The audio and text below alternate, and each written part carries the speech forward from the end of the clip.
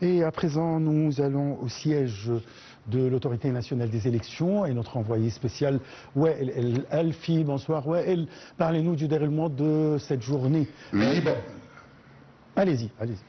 Bonsoir Ashraf. Oui.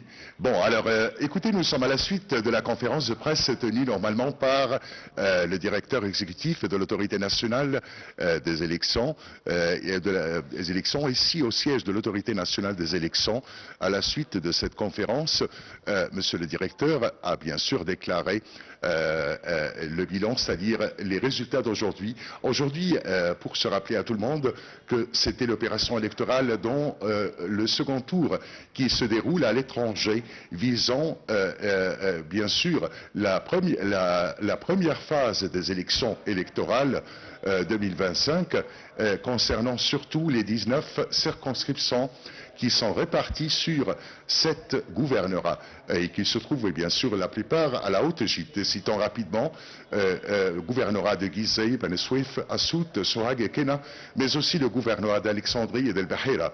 Alors, ce second tour-là de la reprise des élections dans ces 7 gouvernorats, aujourd'hui, pour des raisons, comme on a vu bien sûr, des raisons des causes d'irrégularité dans l'opération électorale qui s'est déroulée dans la première phase à cet endroit, la province de la Haute-Égypte.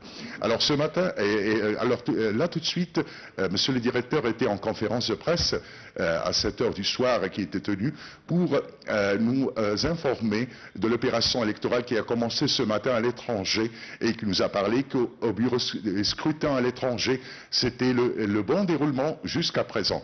L'affluence des électeurs ou bien des expatriés à l'étranger, c'était surtout dans les pays arabes et pays du Golfe et surtout dans le pays de Koweït, bien sûr, avec le taux de grande affluence et participation dès le commencement du matin.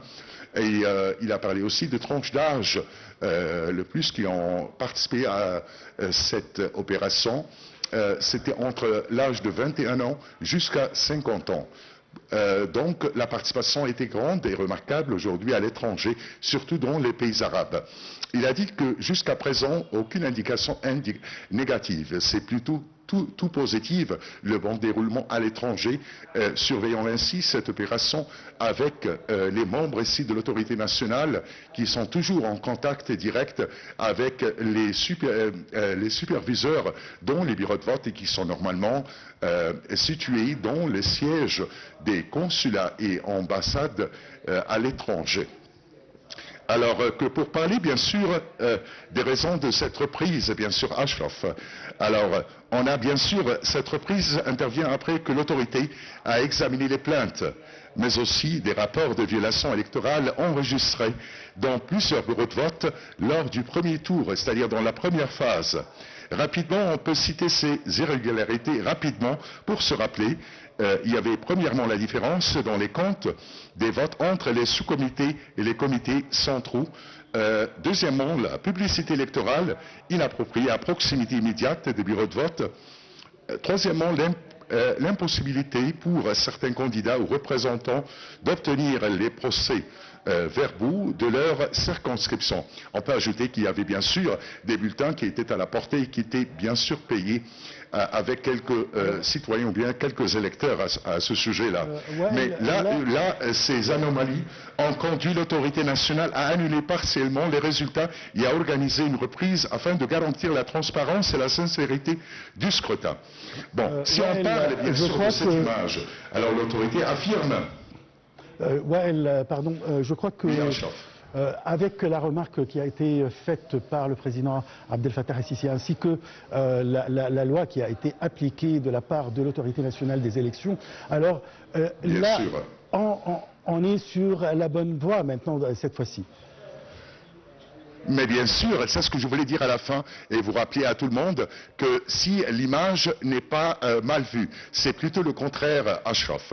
L'image c'est excellente dans le respect des règles et bien dans le respect de la soumission des décisions des comités, disons de la Cour supérieure, des décisions de la Cour supérieure administrative, mais aussi de la Cour nationale, dans ces décisions d'annuler les résultats de l'opération électorale à cause des irrégularisations dans le processus électoral.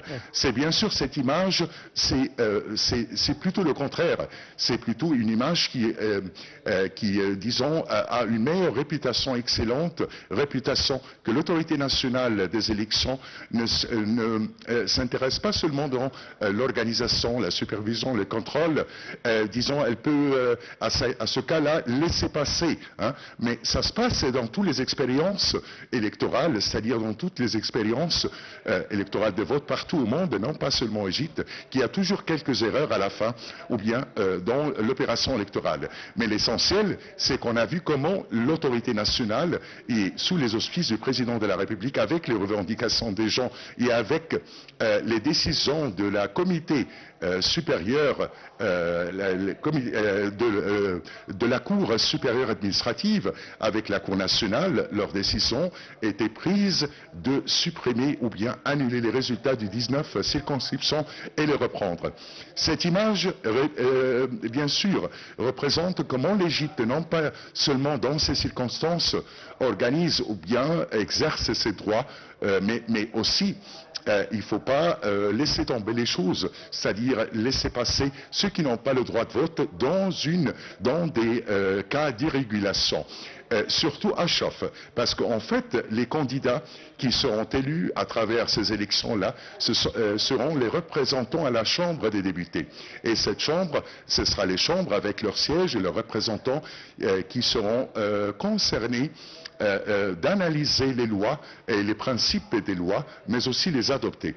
Donc, on a vraiment transmis une image claire et transparence, comment l'opération électorale se passe avec pleine transparence, pleine crédibilité et pleine sécurité, mais aussi ce qui était commis par erreur par certains, on a essayé bien sûr rapidement de corriger ça, et ça se passe dans n'importe quelle expérience électorale, à mon avis, je pense, à Chof. Oui, oui. Bien sûr. Demain, normalement, l'autorité nationale des élections tiendront une conférence de presse, encore une fois. De quoi il s'agit et quelle est l'ambiance en général? Très bien.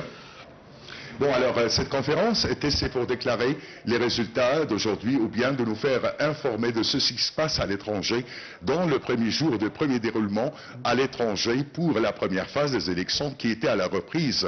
Demain, ça sera les résultats, ça sera tenu la conférence 2h d'après-midi par monsieur le directeur exécutif Ahmed El Benderi, ici au siège de l'autorité, pour annoncer et déclarer bien sûr les résultats de la deuxième phase des élections électorale ou bien de l'opération électorale 2025, élections législatives pour élire les membres et les membres de la Chambre des députés.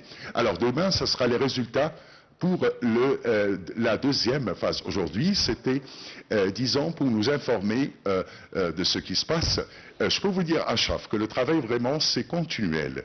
Ici au siège, là où je suis, c'est l'institution législative qui est responsable, non pas seulement de l'organisation et l'élaboration, mais aussi de la supervision et le contrôle, que ce soit à l'intérieur du pays ou bien à l'étranger. C'est clair. Donc, et lorsqu'on a remarqué qu'il y avait des irrégularisations, alors tout de suite, on a répondu et on n'a pas laissé tomber tout ce qui se passe, mais on a pris, disons, le côté un peu difficile, un peu long, de faire une reprise, hein, un repasse, pour que ça soit avec pleine confiance, pleine transparence, surtout pour les électeurs, les citoyens égyptiens, et que ce soit les membres de la Chambre des députés élus avec la volonté du peuple et des citoyens qui veulent bien sûr répondre à leurs intérêts et leur opinion. Je vous remercie beaucoup, El Alfi, notre envoyé spécial au siège de l'autorité nationale des élections. Là, on va passer à un autre sujet. Il s'agit du Caire qui a inauguré aujourd'hui la 4e édition du salon EDEX Égypte 2025. Cet événement, placé sous les auspices du président Abdel Fattah el-Sisi, constitue l'une des principales plateformes de défense couvrant l'Afrique et le Moyen-Orient.